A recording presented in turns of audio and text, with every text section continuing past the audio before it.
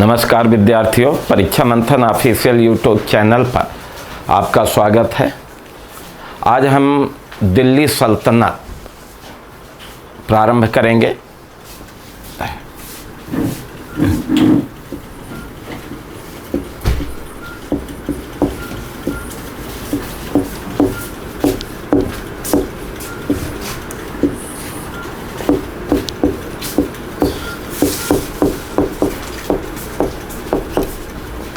देखिए, जो दिल्ली सल्तनत का इतिहास है वो 1206 से प्रारंभ हो करके 1526 ईस्वी तक चलता है।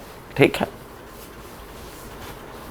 ये 320 वर्षों के इतिहास को दिल्ली सल्तनत के नाम से जाना जाता है।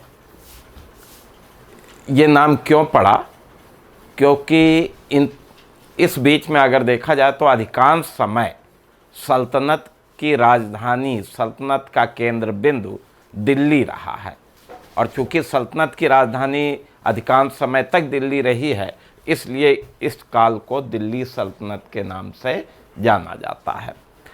अब इस बीच में यानी 320 वर्षों के काल में अगर आप देखें तो 5 राजवंशों ने शासन किया: गुलाम वंश, खिलजी वंश, तुगलक वंश, सैयद वंश और लोदी वंश। तो एक एक करके हम आपको इन्हीं 5 राजवंशों का सबसे पहले राजनीतिक इतिहास आपको बताएंगे, फिर उनका प्रशासन, संस्कृति आदि के बारे में चर्चा करेंगे। तो ठीक है, प्रारंभ करते हैं सबसे पहले गुलाम वंश के बारे में।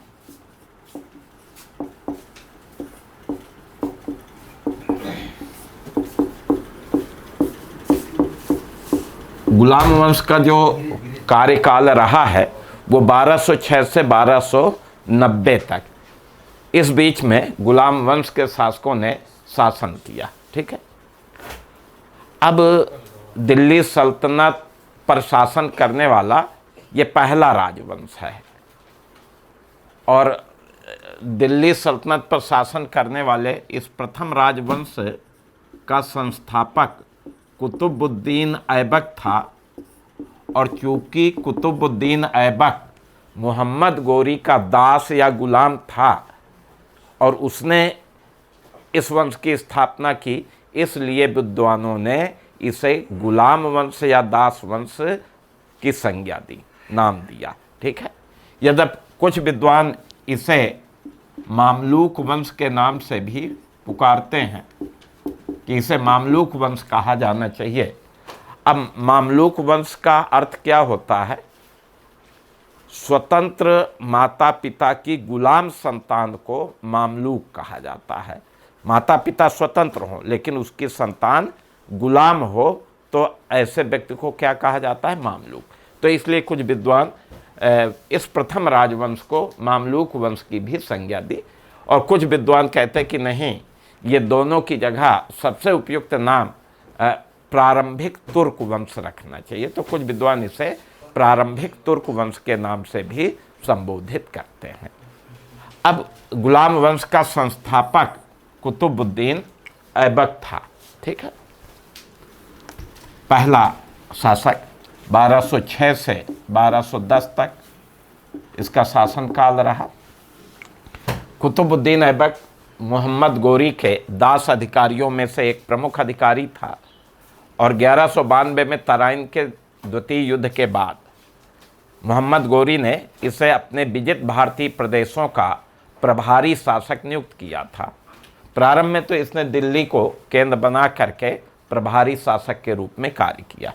ठीक है, क्योंकि मोहम्मद गोरी के कोई पुत्र नहीं था और वो कहा भी करता था कि मेरे दास ही मेरे पुत्र हैं।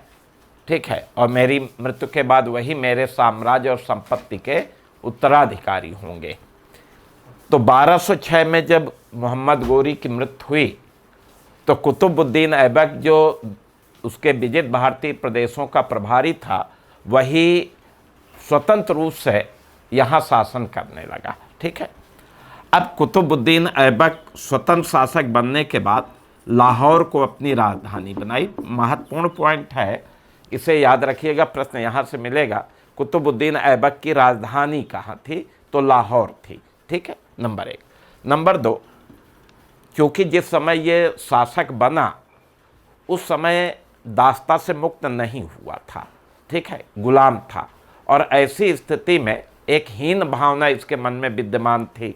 ठीक है, कानूनी अयोग्यता इसके साथ जुड़ी हुई थी कि ये एक दास है, और शायद यही कारण है कि जब शासक बना तो इसने सुल्तान या शाह जैसी कोई उपाधि नहीं धारण की, बल्कि इसकी जगह इसने मलिक और सिपाही सालार जैसी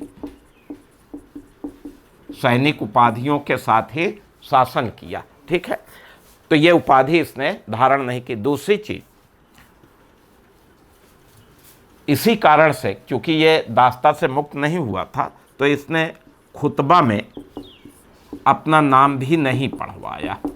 ठीक है, खुतबा एक धार्मिक प्रवचन होता था, और इसमें ये परंपरा थी कि जो शुक्रवार का खुतबा होता था तो उसमें वर्तमान सुल्तान का नाम भी पढ़ा जाता था, लेकिन इसने अपना नाम भी नहीं पढ़वाया, इसी कारण से कि ये एक दास था। ठीक है, तीसरी चीज, इसने अपने नाम की मुद्रा का प्रचलन भी नहीं किया। तो ना तो सुल्तान या शाह की उपाधि धारण की, ना तो खुतबा में अपना नाम पढ़वाया, और ना ही अपने नाम की मुद्रा का प्रचलन किया। ऐसा क्यों नहीं किया? क्योंकि ये दास्ता से मुक्त नहीं हुआ था।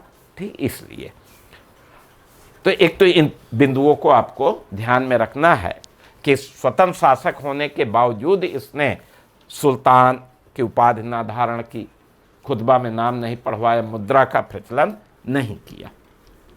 ठीक है, अब गद्दी पर जब ये बैठा तो इसे गद्दी पर बैठते ही कुछ राजनीतिक प्रतिद्वंदियों से सामना करना था। तो अपने राजनीतिक प्रतिद्वंदियों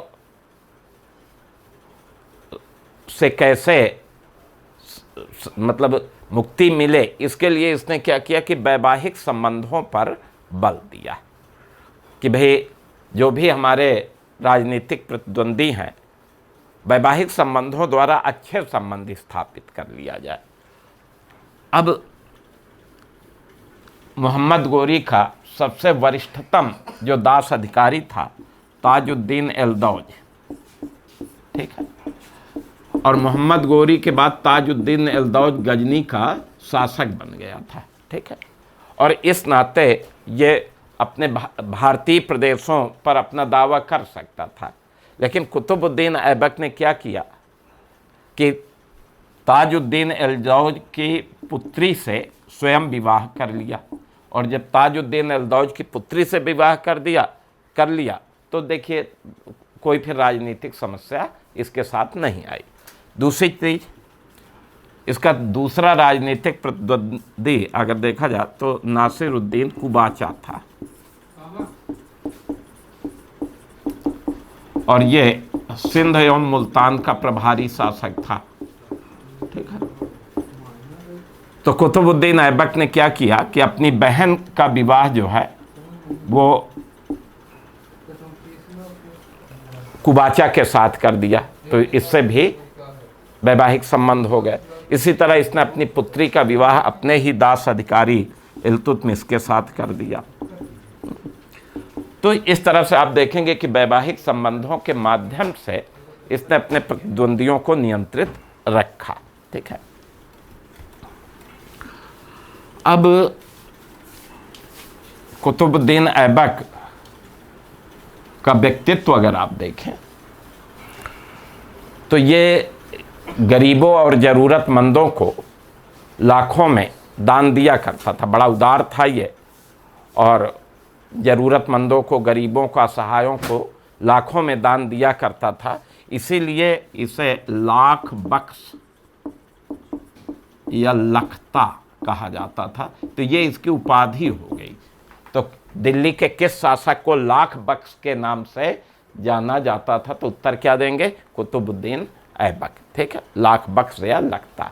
ये लोगों को हाथियों का भी दान दे देता था, तो इसलिए इसे पील बख्श भी कहा जाता था।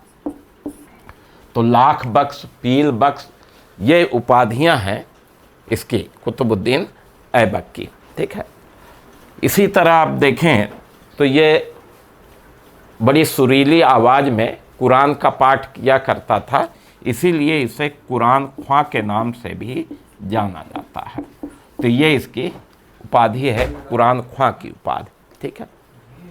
और इसकी दयालुता के कारण अगर देखा जाए तो इसे हातिम ताई भी कहा जाता था।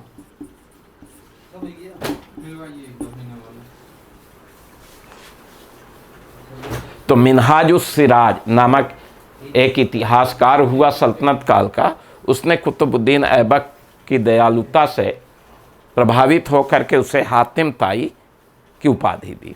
तो कुतुबुद्दीन ऐबक को इन उपाधियों से भी संबोधित किया गया है, ठीक है।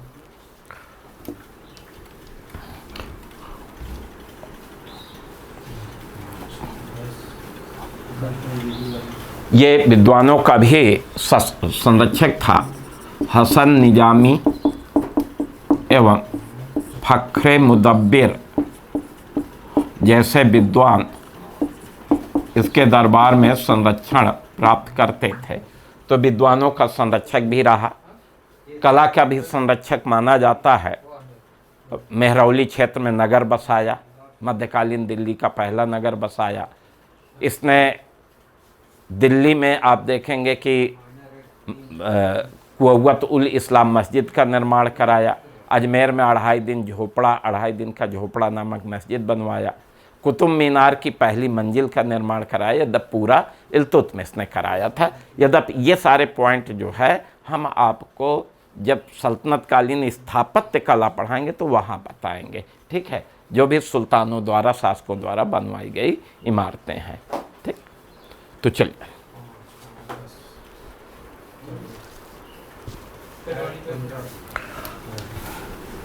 1210 ईस्वी में चौगान का खेल खेलते समय कुतुबुद्दीन ऐबक जो है वो घोड़े से गिर गया और अंततः लाहौर में उसकी मृत्यु हो गई। तो 1210 ईस्वी में लाहौर में चौगान का खेल खेलते समय कुतुबुद्दीन ऐबक की मृत्यु हो गई। तो इस तरह से 1206 से 1210 तक ऐबक का शासन रहा।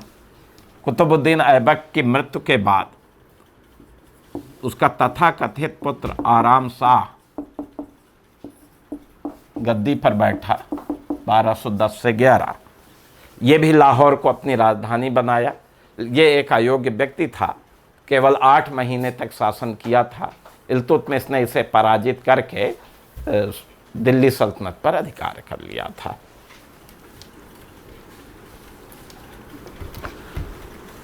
अब गुलाम वंश का अगला शासक इल्तुतमिश हुआ। 1211 से लेकर के 1236 ईस्वी तक ये शासन किया।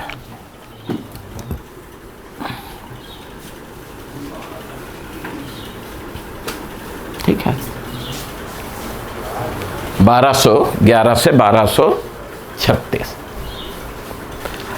अभी इल्तुतमिश के बारे में अगर देखें तो इल्तुतमिश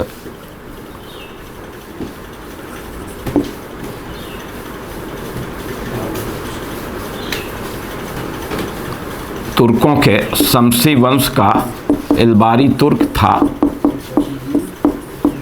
ठीक है। और कुतुबुद्दीन ऐबक ने इसे 1197 ईस्वी में खरीद करके अपना दास बनाया था। तो इल्तुतमिश किसका दास बन गया था? कुतुबुद्दीन ऐबक का। और कुतुबुद्दीन ऐबक किसका दास था? मोहम्मद गोरी का। और चूंकि ये दास का दास बना, इसलिए इल्तुतमिश को गुलाम का गुलाम कहा जाता है। गुलाम का गुलाम, दास का दास। हाँ, इसको अगर शब्द और बदल दें तो या तो गुलाम का गुलाम या दास का दास। तो दिल्ली के किस शासक को गुलाम का गुलाम कहा जाता है? तो उत्तर देंगे इल्तुतमिश। क्यों कहा जाता है? क्योंकि यह कुतुबुद्दीन ऐबक का दास था और ऐबक जब इसे दास बनाया तो ऐबक भी दास था, ठीक है। ऐबक दासता से मुक्त नहीं हुआ था। तो इसलिए इसे गुलाम का गुलाम कहा जाता है। अब इल्तुतमिश शासक बनने से पहले बदायूं का इक्तेदार था। यहाँ इक्तेदार से तात्पर्य सूबेदार, राज्यपाल, गवर्नर आदि से है, ठीक है। यानी शासक बनने से पहले ये बदायूं का प्रांतपति था, गवर्नर था, ठीक है। और फिर दिल्ली के तुर्की अमीरों ने इसे आमंत्रित किया और इसे सुल्तान के रूप में स्थापित किया। इल्तुतमिश बहराम कुतुबुद्दीन ऐबक के तथाकथित पुत्र आराम शाह को पराजित करके गद्दी पर बैठा। अब इल्तुतमिश ने दिल्ली को अपनी राजधानी बनाई है। अभी तक देखिए, कुतुबुद्दीन ऐबक ने कहाँ राजधानी बनाई थी? लाहौर। लेकिन इल्तुतमिश ने कहाँ राजधानी बनाई? दिल्ली। तो 1211 में इल्तुतमिश ने सल्तनत की राजधानी दिल्ली बना ली, ठीक है। अब इल्तुतमिश गद्दी पर बैठने के बाद इसे अनेक समस्याओं का सामना करना पड़ा। तो इल्तुतमिश को गद्दी पर बैठने के बाद किन किन समस्याओं का सामना करना पड़ा वो हम आपको बताते हैं। सबसे पहले तो अगर देखा जाए तो ताजुद्दीन एल्दौज की समस्या थी।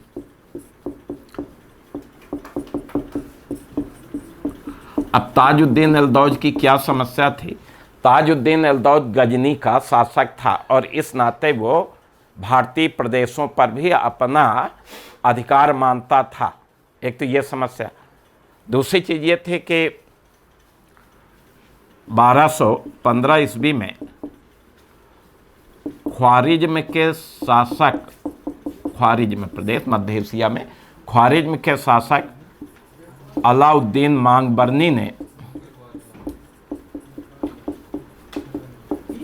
गजनी पर आक्रमण किया और ताजुद्दीन एल्दौज को पराजित कर गजनी से भगा दिया। अब ताजुद्दीन एल्दौज गजनी से भाग करके पंजाब आया और मोहम्मद गोरी के वरिष्ठतम दास अधिकारी होने के आधार पर दिल्ली की गद्दी पर अपनी दावेदारी प्रस्तुत की कि दिल्ली का वास्तविक दावेदार मैं हूँ। ये इल्तुतमिश के लिए समस्या आ जाती है। इल्तुतमिश ने तुरंत इसके दावे को खारिज किया और युद्ध के लिए चुनौती दी और परिणाम यह हुआ तराइन का तृतीय युद्ध हुआ 1215।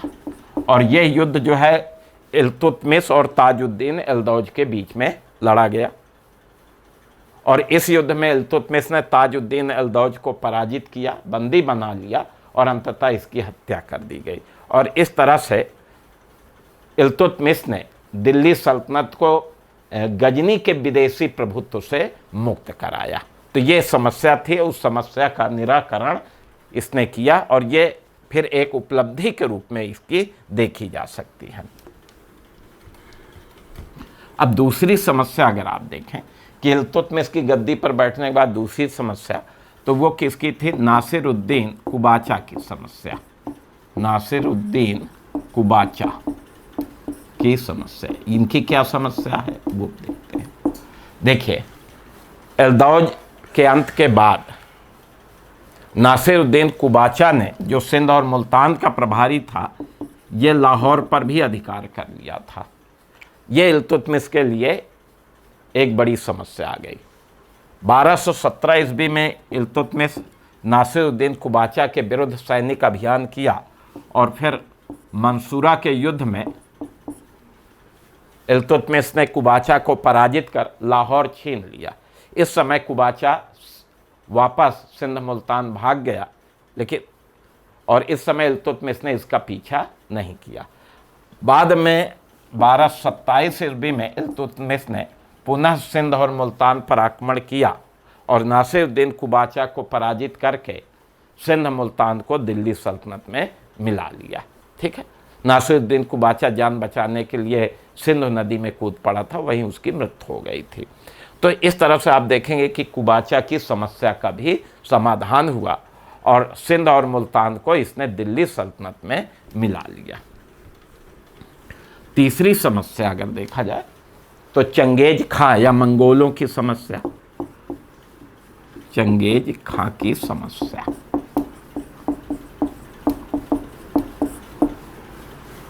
चंगेज खां मंगोलों का नेता था और खूंखार आक्रांता था, ये बहुत वीर पुरुष था। ये इसका वास्तविक नाम तेमुचिन था, तेमुचिन। चंगेज खां इसकी उपाधि है और इसका वास्तविक नाम क्या था? तेमुचिन था। तो 1220-21 ईस्वी में चंगेज खां ख्वारिज्म के राजकुमार जलालुद्दीन मांगबरनी का पीछा करते हुए, जलालुद्दीन मांगबरनी, इसका पीछा करते हुए भारत की सीमा तक आ गया। अब जब जलालुद्दीन मांगबरनी ने इल्तुतमिश से शरण मांगी तो इल्तुतमिश कूटनीति का प्रयोग किया और उसने जलालुद्दीन मांगबरनी को शरण देने से इनकार कर दिया। और ऐसी स्थिति में जब चंगेज खां को पता चला कि नहीं, इल्तुतमिश ने शरण नहीं दिया, तो आप देखेंगे चंगेज खां भारतीय सीमाओं पर आक्रमण नहीं किया और कुछ दिनों को रुकने के बाद चंगेज खां भारतीय सीमा से वापस चला जाता है। तो इस तरह से आप देखेंगे कि इल्तुतमिश ने अपने कूटनीति के द्वारा, अपनी कूटनीतिक योग्यता से चंगेज खां के आक्रमण से सल्तनत को बचाया। तो ये चंगेज खां की समस्या थी, उसका भी इसने समाधान किया। इसके अतिरिक्त आप देखेंगे कि बंगाल की समस्या,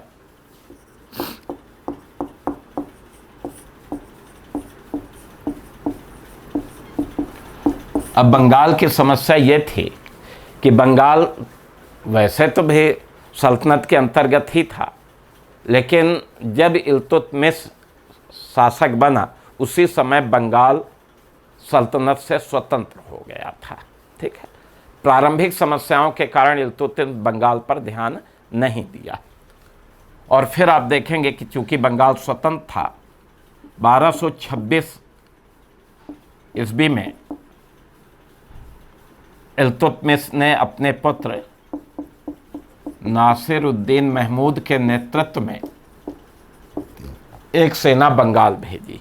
नासिरुद्दीन महमूद ने बंगाल के स्वतंत्र शासक गयासुद्दीन को पराजित कर इसका वध कर दिया और बंगाल को दिल्ली सल्तनत में मिला लिया। तो इस तरह से बंगाल को भी इसने दिल्ली सल्तनत में मिलाया। इल्तुतमिश ने अपने पुत्र नासिरुद्दीन महमूद को बंगाल का गवर्नर, बंगाल का राज्यपाल नियुक्त कर दिया। दुर्भाग्य से 1229 में नासिरुद्दीन महमूद की अचानक मृत्यु हो गई थी, तो बंगाल को भी दिल्ली सल्तनत में मिला लिया। फिर राजपूतों की समस्या,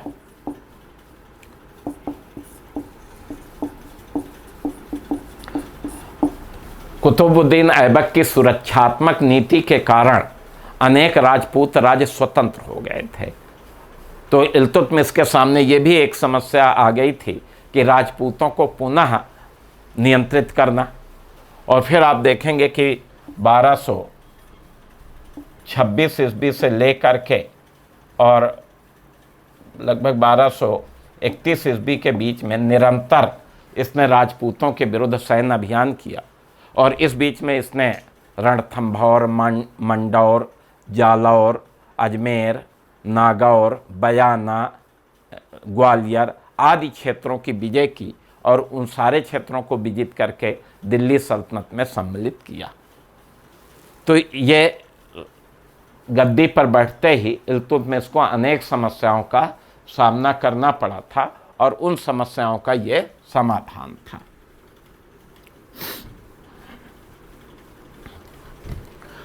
अब इल्तुतमिश की एक समस्या थी प्रशासनिक संगठन की।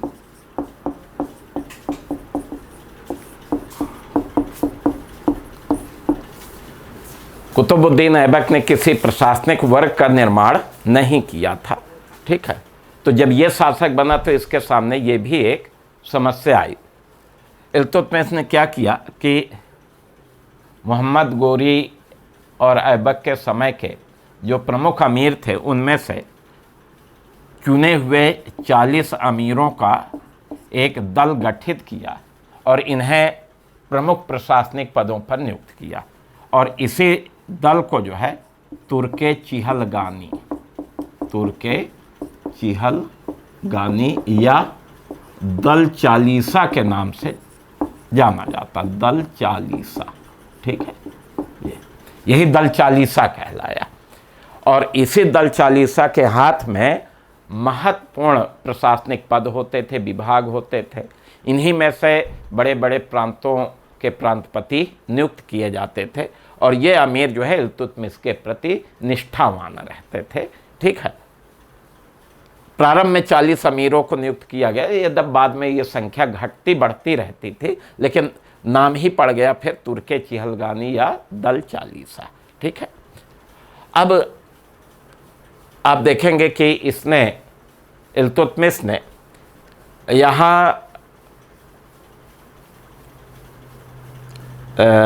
तुर्के चिहलगानी के प्रति अगर देखा जाए तो इसने क्या किया कि संतुलन की नीति अपनाई कि भाई शक्ति संतुलन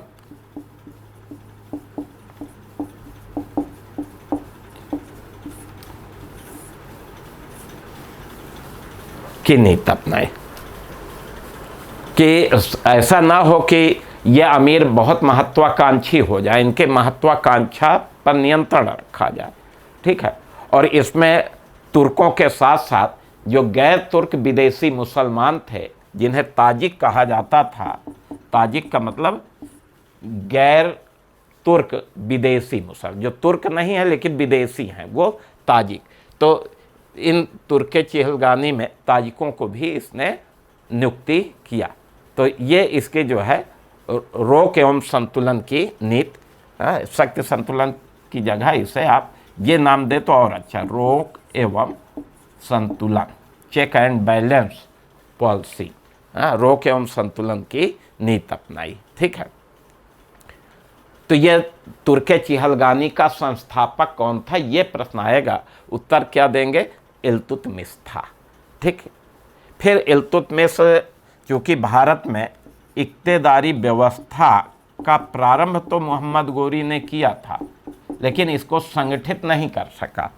और तो इक्तेदारी व्यवस्था भारत में किसने शुरू की, मोहम्मद गोरी ने, लेकिन इक्तेदारी व्यवस्था को संगठित करने का श्रेय इल्तुतमिश को जाता है। तो ये भी इसने कार्य किया। इक्ता का मतलब होता है भू राजस्व क्षेत्र, और अमीरों को, तुर्की अमीरों को एक एक क्षेत्र देकर के उनको उत्तरदायित्व तो दिया गया। तो ये सारी व्यवस्था की इसने। इसके अतिरिक्त आप देखेंगे कि इसने 1229 ईस्वी में बगदाद के अब्बासी खलीफा अल मुस्तानसिर बिल्लाह, ये खलीफा का नाम है, और इल्तुतमिश ने अल मुस्तानसिर बिल्लाह से मंसूर प्राप्त किया। मंसूर कल हमने बताया था क्या है, मानाभिषेक पत्र या मान्यता पत्र। और 1229 में इसने खलीफा से मंसूर प्राप्त कर लिया, मान्यता पत्र प्राप्त किया, और खलीफा ने इसे सुल्तान आजम की उपाधि दी, महान सुल्तान। और इस तरह से आप देखेंगे कि ये दिल्ली का प्रथम सुल्तान बना और प्रथम विधिक सुल्तान, क्योंकि खलीफा से मान्यता मिल जाने से ये वैधानिक रूप से, आध्यात्मिक और धार्मिक रूप से भी ये आप देखेंगे तो कानूनी रूप से, वैधानिक रूप से ये दिल्ली का पहला सुल्तान बना। फिर इसका एक महत्वपूर्ण कार्य क्या था कि इसने अरबी प्रकार के भारत में शुद्ध चांदी और तांबे की मुद्राओं का प्रचलन किया। इसने चांदी का बना, आप देखेंगे, टंका नामक मुद्रा का प्रचलन किया और तांबे का बना जीतल नामक मुद्रा का प्रचलन किया। तो टंका और जीतल के प्रचलन का श्रेय किसे जाता है, इल्तुतमिश को जाता है। ये शुद्ध अरबी प्रकार की मुद्राएं हैं और इनमें टकसाल का नाम भी इसने अंकित कराया, सुल्तान का नाम, टकसाल का नाम इसने अंकित कराया। तो चूंकि इसने अपने दिल्ली सल्तनत को संगठित किया, प्रशासनिक रूप से संगठित किया, ठीक है। फिर खलीफा से वैधानिक मान्यता प्राप्त की, मुद्राओं का प्रचलन किया। यही कारण है कि इसे दिल्ली सल्तनत का वास्तविक संस्थापक कहा जाता है, दिल्ली का पहला सुल्तान कहा जाता है। तो ये हमने आपको इल्तुतमिश के बारे में बताया कि ये इल्तुतमिश की समस्याएं थी और इल्तुतमिश की क्या थी, उपलब्धियां थीं।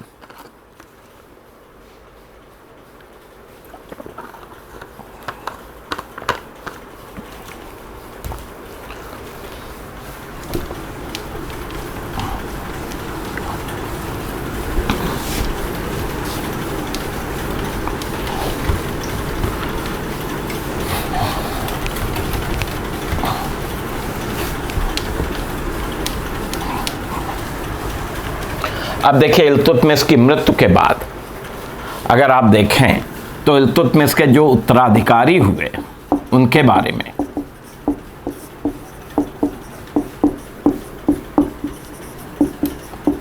(1236 से 66 तक ये इल्तुतमिश के उत्तराधिकारियों का काल रहा है। इल्तुतमिश के जो भी उत्तराधिकारी थे वो सब अयोग्य साबित हुए और इल्तुतमिश के उत्तराधिकारियों के समय में जो दल चालीसा था ये बड़ा महत्वाकांक्षी हो गया। और एक तरह से दल चालीसा जो है उत्तराधिकारियों के काल में क्या किया कि ये दल चालीसा सुल्तान निर्माता की भूमिका निभाने लगा। ये क्या बन गए, किंग मेकर, सुल्तान निर्माता।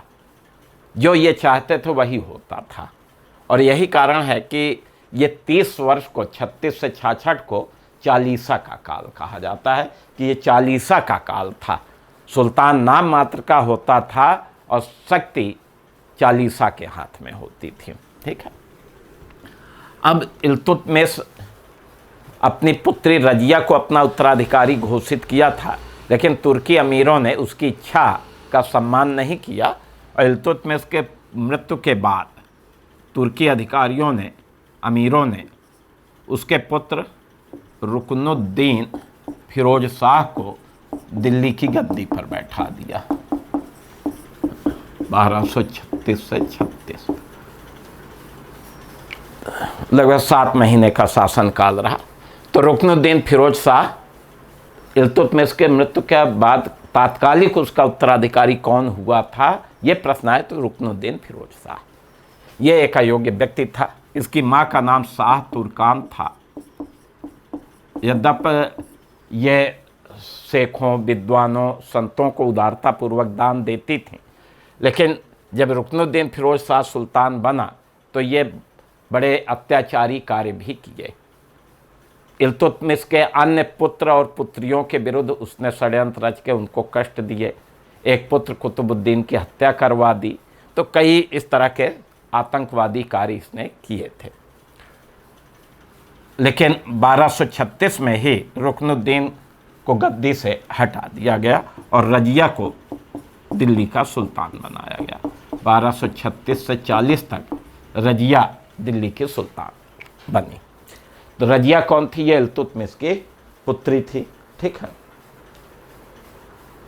अब रजिया के बारे में अगर देखें तो चूंकि शाह तुर्कान के आतंक से रजिया परेशान थी और रजिया एक दिन लाल वस्त्र धारण किया। आपको मैं बता दूं कि मध्यकाल में ये जो लाल वस्त्र धारण करना होता था, तो मध्यकाल में लाल वस्त्र धारण करना न्याय की याचना का प्रतीक होता था। यानी जिसे न्याय चाहिए तो वो लाल वस्त्र धारण करके न्याय देने वाले के पास पहुंचता था।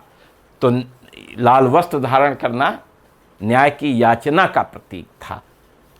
तो एक दिन रजिया लाल वस्त्र धारण करके शुक्रवार के दिन, जुमा के दिन नमाज के समय दिल्ली की जनता के बीच में पहुंच गई। जनता समझ गई कि रजिया को न्याय चाहिए। उसी समय दिल्ली की जनता राजमहल पर धावा बोल दिया और रुकनुद्दीन फिरोज शाह, उसकी माँ शाह तुर्कान को बंदी बनाकर कारागार में डाल दिया और रजिया को दिल्ली की गद्दी पर बैठा दिया। तो दिल्ली की जनता के समर्थन से रजिया दिल्ली की सुल्तान बनी। ये दिल्ली की पहली और अंतिम महिला सुल्तान थी। मध्यकाल में अगर देखा जाए तो मध्यकाल में दिल्ली के एकमात्र महिला शासक हुई है वो रजिया। तो दिल्ली की मध्यकालीन दिल्ली की पहली भी है और अंतिम भी है महिला शासक, ठीक है। अब रजिया को अपने शासन के प्रारंभ से ही तुर्की अमीरों के विरोध का सामना करना पड़ा, क्योंकि तुर्की अमीर बहुत महत्वाकांक्षी थे। वो चाहते थे कि भाई रजिया अगर शासिका बनी है तो महल के अंदर रहे, सत्ता का उपभोग हम करें, लेकिन ऐसा हो नहीं पाया। यही कारण है कि तुर्की अमीरों का विरोध का इसे सामना करना पड़ा।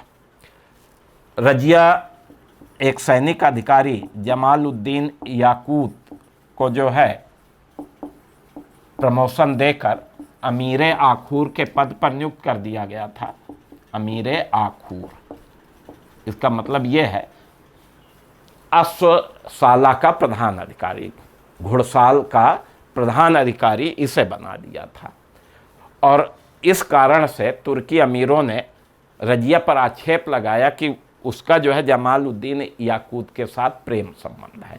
तो इस तरह के भी आरोप लगाए गए, रजिया को बदनाम करने का भी प्रयास किया गया। और जब इनसे काम नहीं बना तो फिर रजिया के विरुद्ध षड्यंत्र रचा गया। तो तुर्की अमीरों ने रजिया के विरुद्ध षड्यंत्र रचा। षड्यंत्रकारियों का नेता अमीर हाजिब इख्तियारुद्दीन ऐतगिन था। इसी ने रजिया के विरुद्ध जो भी षड्यंत्र तुर्की अमीरों ने मिलकर रचा, उन सब का नेता ये था। ये दरबार में अमीर हाजिब के पद पर था। अमीर हाजिब का मतलब दरबारी मामलों की देखभाल करने वाला। अब इसी समय आप देखेंगे कि तबर हिंद यानी भटिंडा को तबर हिंद कहा जाता था। तो तबर हिंद के जो सूबेदार था अल्तूनिया, इसने विद्रोह कर दिया। अब रजिया विद्रोह के दमन के लिए भटिंडा पहुंची, अल्तूनिया से युद्ध किया लेकिन पराजित हो गई और बंदी बना ली गई। इसका लाभ जो है दिल्ली में इख्तियारुद्दीन ऐतगिन और उसकी टीम ने उठाया। और जब इसको पता चला कि रजिया बंदी बना ली गई तो इख्तियारुद्दीन ऐतगिन के नेतृत्व में इल्तुतमिश के एक अन्य पुत्र बहराम शाह को जो है सुल्तान बना दिया गया। और षड्यंत्रकारियों ने स्वयं को बड़े बड़े पद पर नियुक्त कर लिए, लेकिन अल्तूनिया को मान सम्मान देना भूल गए। तो परिणाम क्या हुआ? अल्तूनिया अपने को अपमानित समझा और उसने रजिया से विवाह कर लिया। अब रजिया और अल्तूनिया दोनों षड्यंत्रकारियों से दिल्ली पुनः प्राप्त करने का प्रयत्न शुरू किया। दोनों 1240 में सेना के साथ जब दिल्ली की तरफ प्रस्थान किए तो हरियाणा में जब ये कैथल पहुँचे तो कैथल के निकट ही अल्तूनिया और रजिया की कुछ विद्रोहियों ने या कुछ डाकुओं ने हत्या कर दी। और इस तरह से 1240 में रजिया का भी अंत हो गया। ये भी शासन करने में सफल नहीं रही। अब रजिया के बाद अगर देखा जाए तो बहराम शाह दिल्ली का सुल्तान बना 1240 से 42 तक। ये इल्तुतमिश का पुत्र था और इसके समय में जो इख्तियारुद्दीन ऐतगिन थे, ये नायब के पद पर अपने को नियुक्त कर लिया और नायब के रूप में सारी शक्ति अपने हाथों में ले ली। लेकिन कुछ दिनों बाद बहराम शाह ने ऐतगिन की हत्या करा दी। बहराम शाह के समय में तायर के नेतृत्व में मंगोलों का भारत पर आक्रमण हुआ, लेकिन मंगोल पराजित हुए और भारत से वापस चले गए। 1242 में बहराम शाह की भी हत्या कर दी गई। अब बहराम शाह के बाद आप देखेंगे कि अलाउद्दीन मसूद शाह, यह दिल्ली का सुल्तान बना 1242 से 46 तक। ये कौन था? ये रुकनुद्दीन फिरोज शाह का पुत्र था। ये भी अयोग्य शासक था और इसके समय में भी सत्ता दल चालीसा के हाथ में रही। 1246 में बलवन के नेतृत्व में कुछ अमीरों ने इसे बंदी बना लिया, कारागार में डाल दिया और कारागार में ही इसकी मृत्यु हो जाती है। अब जब इसकी मृत्यु हो गई तो बलबन के नेतृत्व में तुर्की अमीरों ने इल्तुतमिश के एक अन्य पौत्र नासिरुद्दीन महमूद शाह को दिल्ली का सुल्तान बना दिया 1246 से 66 तक। नासिरुद्दीन महमूद शाह इल्तुतमिश का पौत्र था और नासिरुद्दीन महमूद के शाह के पिता का नाम भी नासिरुद्दीन महमूद था, जो बंगाल का कुछ समय तक सूबेदार था। अचानक उसकी मृत्यु हो गई थी, उसी का ये बेटा था। यानी इसके पिता का भी नाम नासिरुद्दीन महमूद, उसी का ये बेटा था। अब नासिरुद्दीन महमूद बहुत ही पुनीत विचारों वाला संत प्रवृत्ति का व्यक्ति था। समय व्यतीत करने के लिए ये कुरान की प्रतियां लिखा करता था और इसलिए सर्वत्र ये प्रचलित हो गया कि ये कुरान की प्रतियां बेच बेच करके जीवन यापन करता है। ठीक है, इसने बलबन को वजीर बनाया, अपना प्रधानमंत्री नियुक्त किया। फिर बलबन अपने संबंध बनाने के लिए बलबन ने अपनी पुत्री का विवाह जो है सुल्तान के साथ कर दिया। ठीक है, सुल्तान ने बलबन को उलुग खां की उपाधि दी और नायब के पद पर नियुक्त किया। तो नायब का जो पद होता था उसका मतलब होता है डिप्टी सुल्तान, सुल्तान के अनुपस्थिति में सुल्तान के रूप में काम करना। ठीक है, तो बलबन पहले वजीर बना, फिर नायब भी बन गया। यद्यप 1252 में बलबन के विरुद्ध एक षड्यंत्र रचा गया और एक भारतीय मुसलमान इमादुद्दीन रेहान ये षड्यंत्रकारियों का नेता था और इमादुद्दीन रेहान के षड्यंत्र से बलबन को नायब के पद से हटा दिया गया था और 1252 में इमादुद्दीन रेहान को नायब का पद दे दिया गया था। लेकिन बलबन की अनुपस्थिति में काम चल नहीं पा रहा था और ऐसे में 1253 में पुनः बलबन को नायब का पद दे दिया गया, इमादुद्दीन रेहान को हटा दिया गया। तो ये बलबन के साथ कुछ घटनाएं घटी थीं। अब नासिरुद्दीन महमूद शाह के समय में 1257 में मंगोलों का आक्रमण हुआ, मंगोलों को पराजित करके बाहर किया गया। बलबन ने मंगोल नेता हलाकू खां, ये इस समय मंगोलों का नेता था, तो बलबन ने मंगोल नेता हलाकू खां के साथ कूटनीतिक संबंध स्थापित किए, जिसका परिणाम यह था कि 1259 ईस्वी में हलाकू खां के राजदूत दिल्ली आए और इसके कारण काफ़ी दिनों तक भारत में मंगोल आक्रमण नहीं हुए। मंगोल आक्रमण में काफ़ी कमी आई, लेकिन हलाकू खां की मृत्यु के बाद फिर से मंगोल आक्रमण शुरू हो गए थे। 1266 में नासिरुद्दीन महमूद शाह की मृत्यु हो गई। ठीक है, अब इसके बाद ये इल्तुतमिश के उत्तराधिकारियों का अंत हो गया और नासिरुद्दीन महमूद शाह की मृत्यु के बाद बलबन स्वयं दिल्ली का सुल्तान बन गया।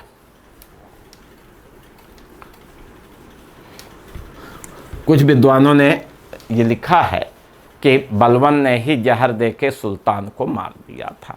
ठीक है, अब गयासुद्दीन बलबन ये दिल्ली का सुल्तान बना। समय 1266 से 1286 था। गयासुद्दीन बलबन को अगर आप देखें तो ये इल्तुतमिश का दास था। इल्तुतमिश ने इसे अपना दास बनाया था, बहुत योग्य था ये, और यही कारण है कि शीघ्र ही ये दल चालीसा का सदस्य बन गया। इल्तुतमिश के उत्तराधिकारियों के समय में ये सत्ता के चरमोत्कर्ष पे पहुंच गया। पहले आप देखेंगे वजीर बना, नायब बना, एक तरह से सारी सत्ता ये प्राप्त कर लिया था सुल्तान बनने से पहले ही। अब बलबन के बारे में अगर देखें तो ये भी इल्बारी तुर्क था, बलबन भी इल्बारी तुर्क था। ठीक है, अब शासक बनने के बाद चूँकि बलबन जिस समय शासक बना सुल्तान की गरिमा समाप्त हो गई थी, उसकी प्रतिष्ठा खत्म हो गई थी, नाम मात्र का शासक होता था। तो बलबन के सामने पहली समस्या थी सुल्तान की प्रतिष्ठा को पुनर्स्थापित करना और इसके लिए बलवन ने क्या किया, राजत्व सिद्धांत की व्याख्या की। राजत्व क्या होता है, राजसत्ता का सिद्धांत, ठीक है। तो बलवन दिल्ली का पहला सुल्तान है जिसने अपने राजत्व सिद्धांत की विस्तृत व्याख्या की, ठीक है। और इसके राजत्व सिद्धांत को जो है दल चालीसा की समस्या के निराकरण के रूप में भी देखा जाना चाहिए कि दल चालीसा की समस्या का निराकरण करने के लिए इसने राजत्व सिद्धांत की व्याख्या की, ठीक। अब बलवन का राजत्व सिद्धांत फारस से यानी ईरान से ग्रहण किया गया था, ईरानी मॉडल से, ठीक है। इसका राजत्व कहाँ से ग्रहण किया गया, फारस या ईरान से। एक तो ये चीज़ आपको जानना है। इसने सुल्तान के पद को नियाबत ए खुदाई, यानी इसका अर्थ होता है ईश्वर का प्रतिनिधि, और जिल्ले अल्लाह, जिल्ले अल्लाह का अर्थ होता है ईश्वर की छाया। तो पहली चीज़ तो इसने ये बताया कि सुल्तान कोई साधारण इंसान नहीं होता है, बल्कि वो क्या होता है, वो नियाबते खुदाई, वो पृथ्वी पर ईश्वर का प्रतिनिधि है, और वो पृथ्वी पर जिल्ले अल्लाह है, ईश्वर की छाया के रूप में रहता है। और इसलिए वो सुल्तान अपने कार्यों के लिए केवल ईश्वर के प्रति उत्तरदायी है, यहाँ अन्य लोगों के प्रति उत्तरदायी नहीं है। तो ये चीज़ जो है राजत्व सिद्धांत में बलवन ने बताया। दूसरी चीज़ अगर आप देखें तो बलवन ने राजत्व के लिए दिखावटी मान मर्यादा को जरूरी समझा, जरूरी बनाया, ठीक है। तो इसने भव्य दरबार सजाया, ऊंचा सिंहासन लगाया, उस पर यह सब दिखावटी मान मर्यादा शुरू की। बहुत सज धज के साथ ये दरबार में उपस्थित होता था, बहुत मतलब कभी भी ये साधारण स्थिति में दरबार में नहीं आता था, ठीक है। और दरबार में बहुत गंभीर मुद्रा में बैठता था, कभी किसी व्यक्ति ने बलवन को हंसते हुए नहीं देखा। जब ये दरबार में होता था तो सभी दरबारी खड़े रहते थे, केवल खलीफा के अगर कोई प्रतिनिधि है तो वो बैठते थे, उनके अलावा सभी दरबारी खड़े रहते थे। इसने दरबार में सुल्तान के अभिवादन के लिए सिजदा एवं पायबोस, यह अभिवादन की प्रथा है, ये फारसी प्रथा है, फारस की ईरानी प्रथा है। और बलवन ने भारत में सिजदा और पायबोस की प्रथा प्रारंभ की, यानी जो व्यक्ति दरबार में पहुंचता था पहले घुटनों के बल बैठ करके सुल्तान के चरणों में सिर झुकाता था तो वो सिजदा हो गया, और फिर आगे बढ़ करके सुल्तान के पैर को चूमता था, वो पायबोस होता था। तो ये परंपरा भारत में किसने शुरू की थी, बलवन ने। इसी तरह ईरानी त्यौहार नवरोज को मनाना भी बलवन ने शुरू किया। ये नवरोज का त्यौहार भारत में किसने शुरू किया, बलवन ने। ये सब ईरानी परंपरा है। तो दिखावटी मान मर्यादा को इसने आवश्यक बना दिया। दूसरी चीज़ ये है कि यह अपने आप को फारस के पौराणिक नायक अफरासियाब का वंशज बताया कि मैं कोई साधारण व्यक्ति नहीं हूँ, मैं कौन हूँ, फारस के पौराणिक नायक हुआ करते थे अफरासियाब, मैं उनका वंशज, यानी अपने आप को बहुत उच्च कुलीन वर्ग का बताया। और फिर इसने कुलीनता और अकुलीनता के अंतर पर भी बल दिया, और इसके लिए इसने अपने सभी अधिकारियों से कहा कि आप सभी अपनी अपनी वंशावली बनवा करके जमा कीजिए। ये कुलीन व्यक्ति को ही प्रशासन के उच्च पदों में रखना चाहता था, और जो निम्न वर्ग के लोग थे उनको दूर रखना चाहता था। तो इस तरह से इसका जो राजत्व सिद्धांत था वो रक्त की शुद्धता या नस्लवाद पर आधारित था। एक बार इसने कहा भी था कि जब मैं किसी तुच्छ व्यक्ति को देखता हूँ तो मेरे शरीर की प्रत्येक नाड़ी क्रोध से उत्तेजित हो जाती है। तो ये इतना बड़ा नस्लवादी व्यक्ति था बलवन, ठीक है। इसके अतिरिक्त अगर आप देखें तो बलवन जो है सुल्तान की शक्ति बढ़ाने के लिए आप देखेंगे कि दीवाने अर्ज नामक एक स्वतंत्र विभाग की स्थापना की। दीवाने अर्ज का मतलब सैन्य विभाग। तो दिल्ली का पहला सुल्तान बलवन ही था जिसने स्वतंत्र रूप से सैन्य विभाग की स्थापना की थी। उसे दीवाने अर्ज कहा जाता था और इमादुल मुल्क को इसने सबसे पहले इस विभाग का अध्यक्ष यानी दीवाने आरिज नियुक्त किया था। ठीक है। फिर इसने राजत्व के लिए न्याय पर बल दिया। बलवन जो है न्याय पर अत्यधिक बल देता था और इसके निरंकुश शासन की यह सबसे संतोषजनक विशेषता है। अगर किसी गरीब पर जनसाधारण पर अत्याचार होता था तो यह आग बबूला हो जाता था और अपराधियों को कठोर से कठोर दंड देता था। तो न्याय पर अत्यधिक बल देता था। फिर गुप्तचर व्यवस्था को इसने मजबूत किया। राजत्व के लिए गुप्तचर व्यवस्था को मजबूत किया और गुप्तचर व्यवस्था को प्रांतीय सूबेदारों से के नियंत्रण से मुक्त रखा, जिससे गुप्तचर जो है बिना किसी दबाव में आकर के देश की सल्तनत की सूचनाएं सुल्तान को दे सकें। ठीक है। अगर कोई ऐसा गुप्तचर अपने कार्य में ढिलाई करता था तो उसे कठोर दंड की व्यवस्था की गई थी। तो आप देखेंगे कि बलवन ने राजत्व के मजबूत करने के लिए ये सब कार्य किए और फिर इसी माध्यम से आप देखेंगे कि धीरे धीरे इसने दल चालीसा का अंत कर दिया, क्योंकि दल चालीसा के जो सदस्य थे बड़े निरंकुश हो गए थे और फिर न्याय पर अतिशय बल दे करके न्याय के माध्यम से आप देखेंगे कि दल चालीसा के सदस्यों को इसने क्या किया, समाप्त किया। तो दल चालीसा की स्थापना इल्तुतमिश ने की थी और दल चालीसा का अंत किसने किया था, बलवन ने किया था। तो ये हमने आपको बलवन का राजत्व सिद्धांत जो लौह एवं रक्त एवं लौह की नीति पर आधारित था, नस्लवाद पर आधारित था, तलवार पर आधारित था। अब इसके समय की कुछ अन्य घटनाओं पर हम चर्चा करते हैं।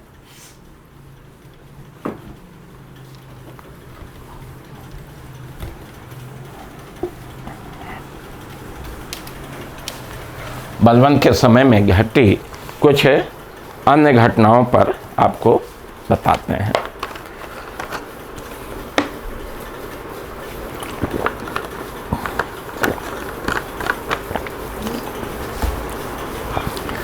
देखिए, बलवन के समय की एक समस्या थी मेवाती समस्या, मेव। तो इसने मेवातियों का दमन किया।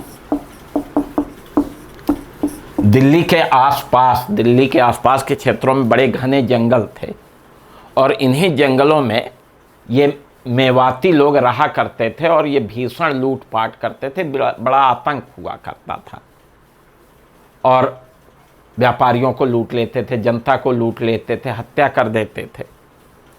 मतलब दिल्ली की जनता सोने में असमर्थ थी, सो नहीं पाती थी रात में। अब बलवन ने क्या किया कि मेवातियों के दमन के लिए 3000 अफगानों को सेना में नियुक्त किया, दिल्ली के चारों तरफ जंगलों को साफ करवाया, जगह जगह सैन्य चौकियां स्थापित कराई और फिर मेवातियों के विरुद्ध कठोर कार्रवाई शुरू की। और कहा जाता है कि बिल्कुल इनके साथ क्रूरता की नीति अपनाई और जहाँ कोई मेवाती दिखाई पड़ता था उसका वध कर दिया जाता था, चाहे वो छोटा बच्चा ही क्यों ना हो। और इस तरह से मेवातियों का दमन करके दिल्ली वासियों को मेवातियों के आतंक से बचा दिया। तो ये मेवातियों का दमन था इसके समय। फिर इसके समय की एक समस्या थी तुगरिल खां का विद्रोह।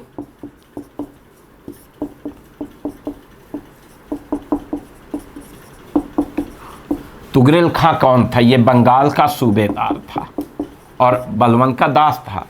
1279 ईस्वी में तुगरिल खां ने विद्रोह कर दिया, ठीक है, और सुल्तान मुगीसुद्दीन की उपाधि धारण की, स्वतंत्र शासक बन गया,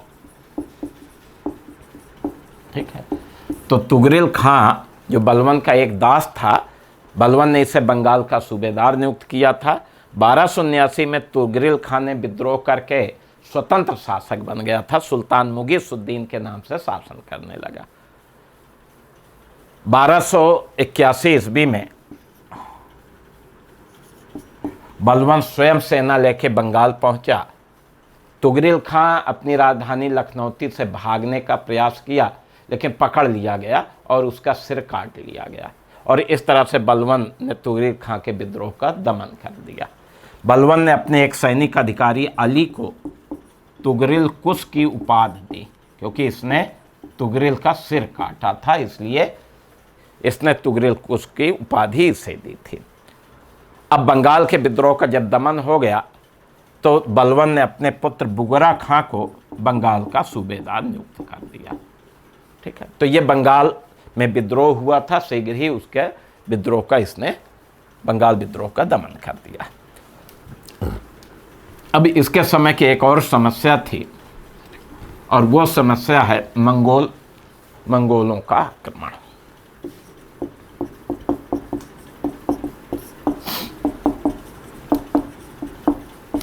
यद्यपि बलवन ने मंगोल नेता हलाकू खां से कूटनीतिक संबंध स्थापित किया था, लेकिन हलाकू खां की मृत्यु के बाद फिर से मंगोलों के आक्रमण शुरू हो गए थे।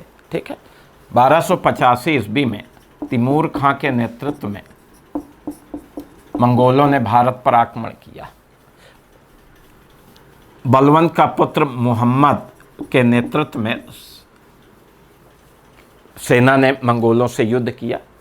मंगोलों के से युद्ध करते हुए बलवन का पुत्र मुहम्मद मारा गया था। सबसे योग्य पुत्र था और ये मंगोलों से युद्ध करते हुए मारा गया था। इसकी मृत्यु के बाद मुहम्मद को शहीद आजम की उपाधि दी गई थी। ठीक है, ये भी याद रखिएगा। इसी समय अमीर खुसरो नामक जो विद्वान थे वो मुहम्मद के साथ थे और इन्हें भी मंगोलों ने बंदी बना लिया था, बाद में रिहा कर दिया। बलवन के समय से ही अमीर खुसरो ने अपना साहित्यिक जीवन प्रारंभ किया था। तो ये मंगोलों के आक्रमण की बात हुई। 1286 में बलवन की मृत्यु हो गई। अब बलवन की मृत्यु के बाद अगर आप देखें तो चूंकि मुहम्मद की मृत्यु हो गई थी, बलवन का दूसरा पुत्र बुगरा खां था, वो बंगाल का सूबेदार था। बुगरा खां बंगाल की सूबेदारी से संतुष्ट था, वो सुल्तान नहीं बनना चाहता था। ऐसी स्थिति में तुर्की अमीरों ने बुगरा खां के पुत्र कैकुबाद को दिल्ली का सुल्तान बना दिया, जो 1287 से 1290 तक रहा। ठीक है, अब कैकुबाद कौन था? ये बलवन का पौत्र है, यानी बुगरा खां का पुत्र था। ये बहुत ही विलासी शासक था, अत्यधिक मदिरा पान करता था। ठीक है, इसने यमुना नदी के किनारे एक उपनगर की स्थापना की थी, कैलूगढ़ी, या इसी को किलोखरी भी कहा जाता है। ठीक है, तो कैलूगढ़ी या किलोखरी की स्थापना किसने की थी? कैकुबाद ने की थी। ठीक है, तो बिल्कुल मदिरा पान करना, नृत्य गान में व्यस्त रहना, विलासिता में डूबा रहना, ये सब इसका कार्य था। 1290 में ये पक्षाघात से ग्रस्त हो गया, लकवा मार गया, बिल्कुल बिस्तर पे आ गया। इसी समय इस समाना का सूबेदार जलालुद्दीन खिलजी अपने सेना के साथ दिल्ली पहुंचा और कैकुबाद के पुत्र कैमुअर्स को नियंत्रण में लेकर इसे सुल्तान घोषित कर दिया और सारी सत्ता अपने हाथों में ले लिया। और फिर एक दिन इसने कैमुअर्स का वध कर दिया, स्वयं सुल्तान बन गया। और एक खिलजी अमीर ने, एक खिलजी सरदार ने कैकुबाद को चादर में बांध करके यमुना नदी में फेंक आया। और इस तरह से आप देखेंगे कि बलवन के उत्तराधिकारियों का अंत हो जाता है। और फिर यहीं 1290 में गुलाम वंश का भी अंत हो गया और यही जलालुद्दीन खिलजी जो समाना का सूबेदार था, वही आप देखेंगे कि दिल्ली में एक नया राजवंश स्थापित करता है, जिसे इतिहास में खिलजी वंश के नाम से जाना जाता है।